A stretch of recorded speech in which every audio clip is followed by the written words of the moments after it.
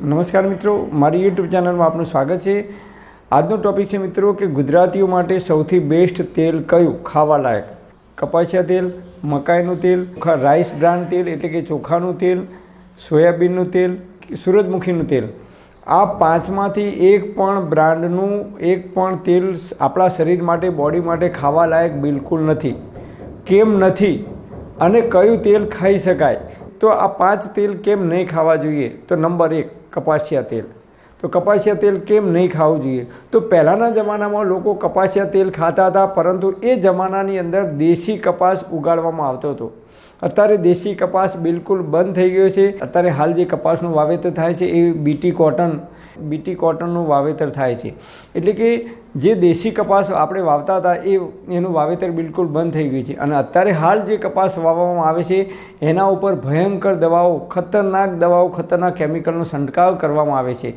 એટલે અત્યારે હાલ જે કપાસનું તેલ મળે છે એ કપાસનું તેલ આપણા બોડી માટે ખૂબ ખતરનાક સાબિત થાય છે, ખાવા લાયક જ નથી। કારણ કે એ બીટી કોટન કપાસનું તેલ છે, દેશી કપાસનું તેલ નથી।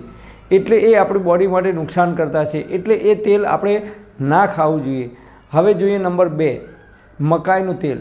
તો મકાઈનું તેલ આપણે નામ સાંભળીએ તો એમ થાય કે મકાઈની અંદરથી લોટ બની અને એના રોટલા ખાઈ શકાય, કે એની રોટલી કે ભાખરી બનાવીને ખાઈ શકાય, પણ મકાઈનું તેલ હોય? હા, મકાઈનું જે બીજ આવે છે એની અંદરથી અલ્પ માત્રાની અંદર તેલ નીકળે છે અને એ તેલ એટલી ઊંચી મોંઘી કિંમતે વેચાય છે અને એ તેલની અંદર સ્મેલ હોતી નથી।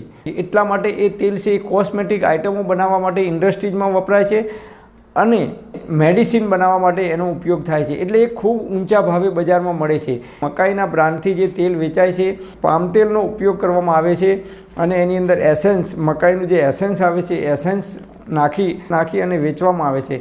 કારણ કે આટલા સસ્તા ભાવમાં જો મકાઈનું તેલ વેચાય તો સમજી લેવું કે ડુપ્લિકેટ કે ભેળસેળવાળું હોઈ શકે, એ ઓરિજિનલ શુદ્ધ હોઈ શકે નહીં, કારણ કે એની કિંમત ખૂબ ઊંચી હોય છે અને એ ઇન્ડસ્ટ્રીઝની અંદર જ વપરાય છે। હવે જોઈએ નંબર 3 સોયાબીનનું તેલ। સોયાબીનનું જે તેલ છે એની અંદર સૌથી વધારે પ્રોટીન હોય છે અને એ પચવામાં ખૂબ ભારી છે। એટલે જે લોકો ખૂબ મહેનત કરે છે, મજૂરી કરે છે, એવા લોકો જ આ સોયાબીનના તેલનો ઉપયોગ કરી શકે છે, તો જ એમને પચવામાં સરળતા રહે છે। જે લોકો બેઠાડું જીવન જીવે છે એવા લોકોએ સોયાબીનના તેલનો ઉપયોગ કરવો જોઈએ નહીં। સોયાબીનના તેલનો વધુ પડતો ઉપયોગ કરવાને કારણે લાંબા ગાળે આપણા હાર્ટને લગતી બીમારીઓ થઈ શકે છે, શરીરમાં ખરાબ કોલેસ્ટ્રોલનું પ્રમાણ વધી શકે છે, ચામડીના લગતી બીમારીઓ થઈ શકે છે, કારણ કે પચવામાં ખૂબ ભારે છે।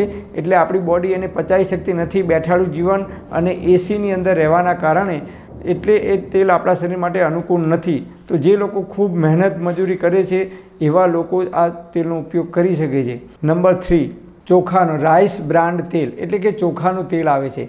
ચોખાની અંદરથી તેલ નીકળે એ પ્રશ્ન થાય।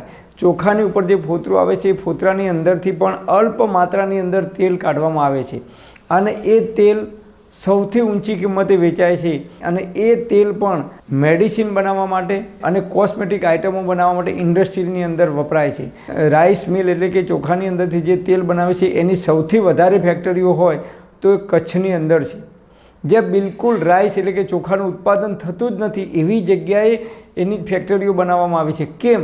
કચ્છના દરિયા કિનારે એટલા માટે બનાવવામાં આવી છે કે મલેશિયાથી જે પામ તેલનો જથ્થો એનાયત કરવામાં આવે છે તે ખૂબ સસ્તો પડે છે અને પામ તેલ એની અંદર ઉમેરી અને ચોખાનું એસેન્સ વાપરી અને એ રાઈસ બ્રાન્ડના નામથી તેલ બનાવવામાં આવે છે। કારણ કે કચ્છના રણમાં ચોખા બનતા જ નથી, એનું ઉત્પાદન જ નથી, તો કેવી રીતે આપણને સસ્તા ભાવમાં એ લોકો રાઈસ ઓઇલ એટલે કે ચોખાનું તેલ આપી શકે?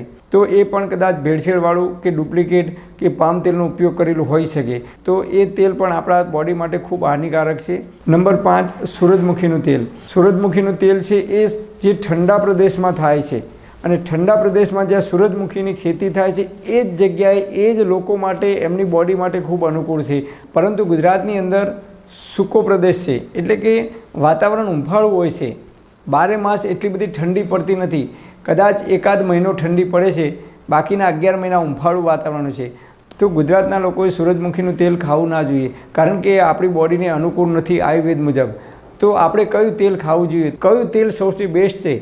તો ગુજરાતના લોકો માટે સૌથી બેસ્ટમાં બેસ્ટ તેલ હોય તો એ છે તલનું તેલ અને બીજા નંબરમાં છે મગફળીનું તેલ. આ બે વસ્તુ આપણા ગુજરાતની અંદર ઉત્પાદન થાય છે, તલનું અને મગફળીનું. આ બે તેલ છે એ ગુજરાતના લોકો માટે સૌથી બેસ્ટ છે આપણી બોડી માટે. તો તમે શિયાળાની સિઝન દરમિયાન 4 મહિના સુધી તમે તલના તેલનો ઉપયોગ કરી શકો છો અને 12 માસ પણ તલનું તેલ તમે ઉપયોગ કરી શકો છો.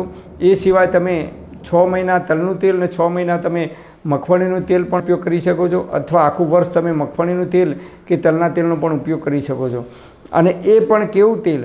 દેશી લાકડાની ગાડીની અંદરથી કાઢેલું શુદ્ધ તેલ હોય, ફિલ્ટર કે ડબલ ફિલ્ટર કર્યા વગરનું, રિફાઇન કે ડબલ રિફાઇન કર્યા વગરનું શુદ્ધ તેલ હોય. એ જ તેલ આપણી બોડી માટે ખૂબ ઉપયોગી છે. ઘણા બધા લોકો લાકડાની ગાણીની જગ્યાએ લોખંડની ગાણીની અંદરથી તેલ કાઢે છે. એ રોજના 50 ડબ્બા કાઢે છે, જ્યારે લાકડાની ગાણી હોય તો આખા દિવસ દરમિયાન 10 કે 15 ડબ્બા તેલ નીકળે છે. એટલે લાકડાની ગાણીનું તેલ હોય, આપણે રિફાઇન કર્યા વગરનું આપણે ઉપયોગ કરવાનો છે. તો જે લોકો લોખંડની ગાણી વાપરે છે એ લોકો તેલને ફિલ્ટર કરીને આપે છે. તો આપણે ફિલ્ટર કર્યા વગરનું જ આપણે તેલ જો ખાવાનું રાખીશું, સીધું લાકડાની ગાણીમાંથી જે તેલ નીકળે છે એને આપણે 24 કલાક કે 72 કલાક સુધી કે 3 દિવસ સુધી એને ઠંડુ પડવા દેવાનું અને એ કોટનના કપડામાં 1 કે 2 વખત ગાળી અને એ જ તેલનો આપણે ઉપયોગ કરવાનો છે. તો જ એની અંદર તમામ પ્રકારના જે પ્રોટીન છે, વિટામિન છે, ખનિજ તત્વો છે એ જળવાઈ રહે છે. જ્યારે એને ફિલ્ટર કરવામાં આવે છે ત્યારે એની અંદર રહેલા જે ચિકાસ છે, જે તત્વો છે, જે બોડી માટે ખૂબ ઉપયોગી છે, પ્રોટીન છે, એ એની અંદરથી નીકળી જાય છે અને પછી એ તેલ આપણી બોડી માટે ખાવા લાયક રહેતું નથી. તો આ રીતે આપણે જ્યારે પણ તેલ ખાવું હોય ત્યારે લાકડાની ગાણીનું શુદ્ધ સિંગ તેલ અથવા તલનું તેલ આપણે ખાવાનું રાખીશું તો એ આપણે બોડી માટે ખૂબ ઉપયોગી થાય છે. પરમપિતા પરમાત્મા આપ સર્વેને તંદુરસ્ત અને નિરોગી રાખે એવી હૃદયપૂર્વક મારી પ્રાર્થના. Thanks for watching my video. Thank you.